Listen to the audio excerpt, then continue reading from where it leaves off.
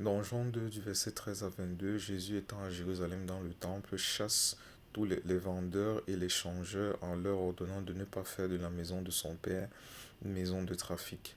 Dans Matthieu 21, il parle même du fait qu'ils en ont fait une caverne de voleurs.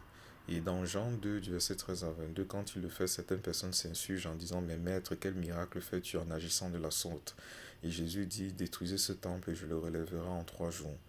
Et les gens ne savaient pas qu'il parlait de son corps, mais ils pensaient qu'il parlait en fait du bâtiment. De manière prophétique, Jésus annonçait ce que Paul confirmera dans 1 Corinthiens 3 au verset 16 et dans 1 Corinthiens 6 au verset 19, que toute personne qui croit en Jésus, qui est né de nouveau, son corps est le temple du Seigneur. Et il ajoute dans 1 Corinthiens 3 au verset 17 que celui qui détruira le temple de Dieu, Dieu le détruira, car le temple de Dieu est saint et c'est ce que vous êtes. Donc, de manière prophétique, Jésus annonçait déjà ce que Paul a dit justement dans l'épître aux Corinthiens. Et ce jour-là, certes, il parlait de son corps, mais de manière prophétique, il parlait aussi du corps de chacun des enfants de Dieu. Et il parlait aussi de manière prophétique du bâtiment.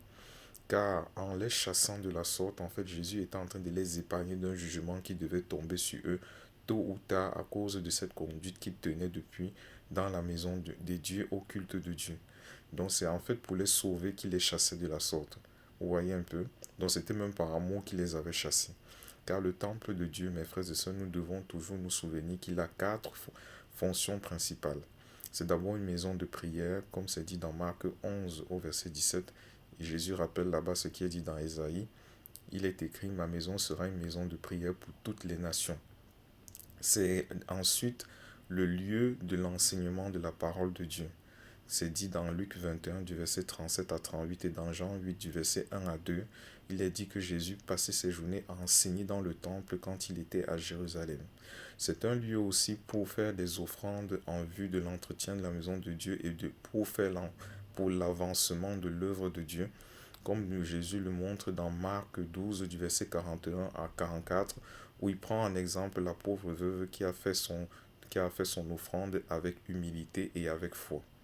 Et c'est aussi le lieu de célébration des louanges du Seigneur, comme on le voit dans Luc 24 du verset 50 à 53, où après que le Seigneur Jésus fut enlevé au ciel, ses disciples étaient continuellement dans le temple louant et bénissant Dieu.